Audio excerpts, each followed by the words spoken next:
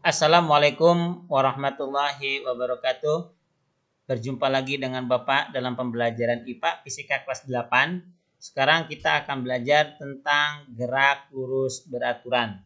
Ya, mudah-mudahan kalian semua masih dalam keadaan sehat dan semangat selalu. Baik anak-anak sekalian, sekarang kita akan belajar tentang gerak lurus beraturan dan gerak lurus berubah beraturan. Apa itu gerak lurus beraturan?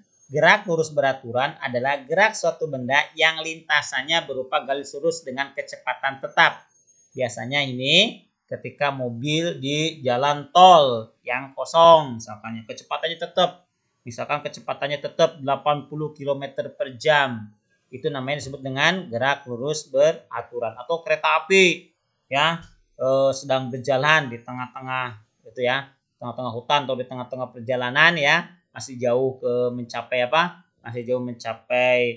stasiun. Ya kan, kecepatan misalkan 200 km per jam, tetap nggak berubah-berubah kecepatannya. Nah, itu namanya disebut dengan gerak lurus beraturan. Nah, sekarang kalau gerak lurus berubah beraturan, yaitu gerak lurus gerak suatu benda yang lintasannya berupa garis lurus dan kecepatannya berubah secara teratur. Misalkan yang tadinya pelan, tadinya diem, jadi jalan pelan terus kenceng gitu kan ya. Atau tadinya kenceng karena ada lampu merah, pelan langsung berhenti. Itu disebut dengan gerak lurus beraturan ya. Jadi kecepatannya berubah secara teratur. Nah, ini rumusnya ya. Kalau tadi pada gerak lurus beraturan itu rumusnya adalah jarak sama dengan kecepatan kali waktu. Sedangkan kalau gerak lurus beraturan itu kecepatan akhir diambil kecepatan awal dibagi waktu. Ya. Nah, kalau hasilnya positif berarti benda bergerak lurus berubah beraturan dipercepat. Kalau hasilnya positif berarti dipercepat ya, tadinya pelan menjadi cepat. Kalau hasilnya negatif berarti bergerak lurusnya berubah beraturan tapi dia diperlambat. Oke, contoh. Sebuah mobil bergerak lurus dipercepat beraturan dengan kecepatan awal. Nah, diketahui kecepatan awal 20 meter per sekon. Setelah 10 detik, kecepatannya menjadi, berarti kecepatan akhir berapa? Berarti kecepatan awalnya 20 gitu ya. Berarti kecepatan awalnya 20 ya.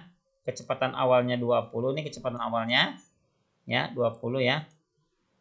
Terus kecepatan akhirnya juga sama ya. Berarti kecepatan awalnya 25, kecepatan akhirnya 45. Jadi diketahui kecepatan awal 25, kecepatan akhir 45, waktunya 10 detik. Nah, percepatan apa yang ditanyakan? Pakai diketahui ya. Oh, ini waktunya. Nah, T-nya ini kurang nih. T-nya nggak ditulis. T sama dengan 10 ya. 10 sekon. Nih, tambahin. Yang ditanyakan apa? Dipercepat aja. Itu kalau fisika itu diketahui, ditanyakan, terus jawab, rumus, penyelesaian boleh. Mau pakai penyelesaian, mau pakai jawab, mau pakai rumus, terserah. Ditanyakan apa? Percepatannya. Ya, rumusnya kecepatan akhir diambil kecepatan awal. Kecepatan akhirnya berapa tadi? 45.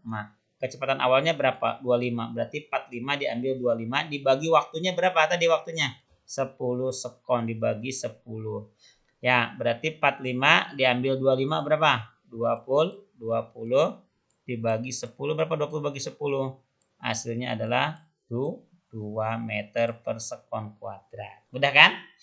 Nah, yang ini berarti hasilnya kan positif. Kalau positif berarti kecepatan berubah beraturan yang dipercepat nih ya. Kalau hasilnya positif nih, bergerak lurus berubah beraturan yang dipercepat. Yang kedua, sebuah benda bergerak diperlambat beraturan dengan kecepatan awal. Jadi lagi kecepatan awalnya 10 meter per sekon. 10 detik kemudian dia berhenti. Nah, kalau berhenti kan berarti kecepatannya 0, gitu ya. Berarti kecepatan awalnya berapa? Berarti kecepatan awalnya adalah 30. Kecepatan awalnya ya.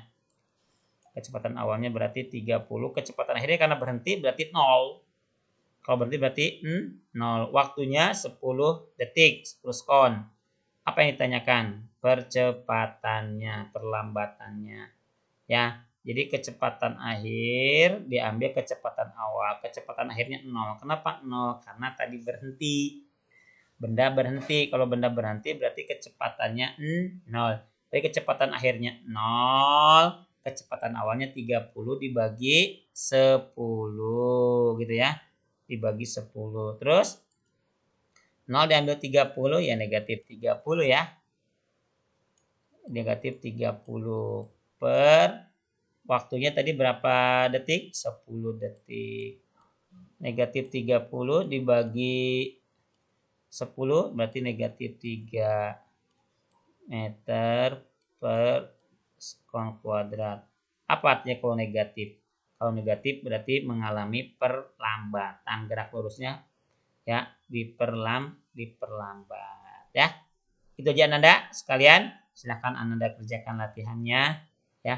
Mudah-mudahan Ananda semua memahaminya dan ingat tetap semangat dan tugas-tugasnya dicicil. Sekian.